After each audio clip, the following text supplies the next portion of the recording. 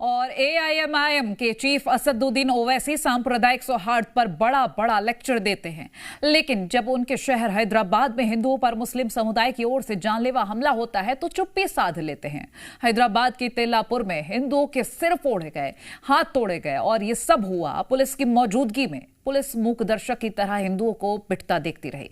हिंदुओं ने बस इसका विरोध किया कि खाली जमीन पर अवैध रूप से मस्जिद का निर्माण क्यों किया जा रहा है।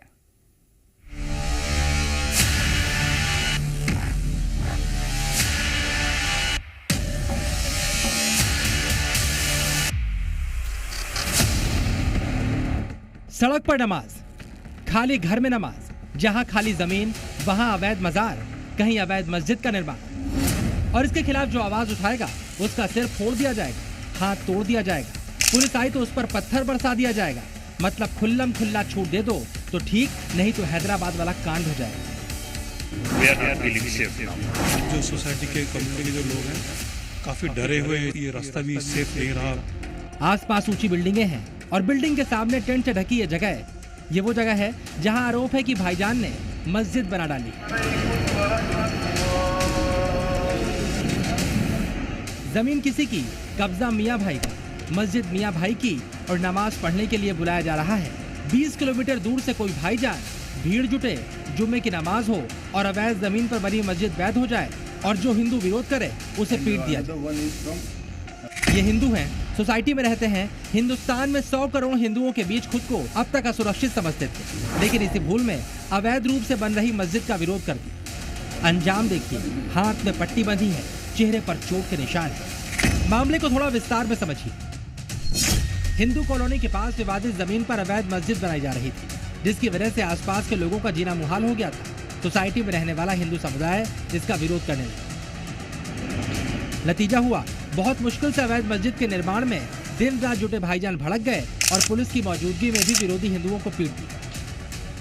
उधर एक रिलीजियस कंस्ट्रक्शन हो रहे, इलीगल कंस्ट्रक्शन 26 जनवरी के दिन पे हॉलीडे बोल के और कंस्ट्रक्शन हो रहे, इसलिए हमें, मेरे साथ फ्रेंड्स था और रेजिडेंट्स था, इमीडिएटली वो अटैक कर दिया मुझे।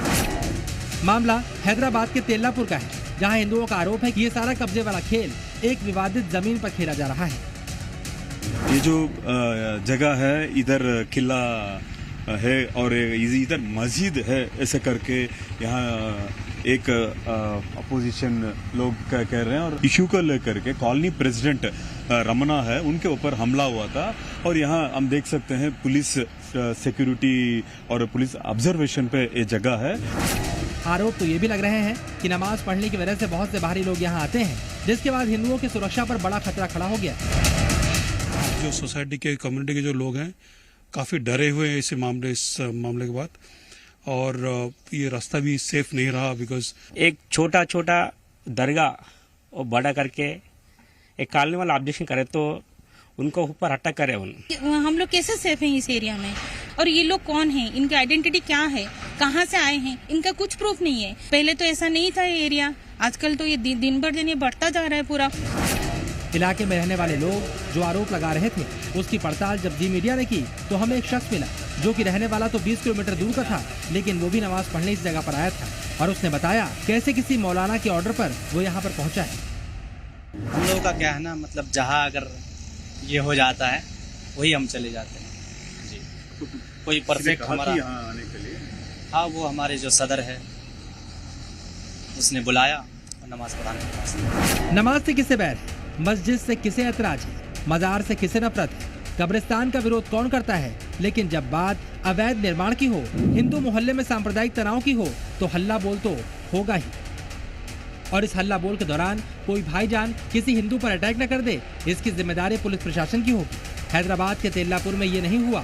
सवाल है क्यों किसी विवादित जमीन पर मस्जिद निर्माण की इजाजत दी जाए और 20 किलोमीटर दूर से भाईजानों को बुलाकर नमाज पढ़वाई जाए। ब्यूरो रिपोर्ट, जी मीडिया।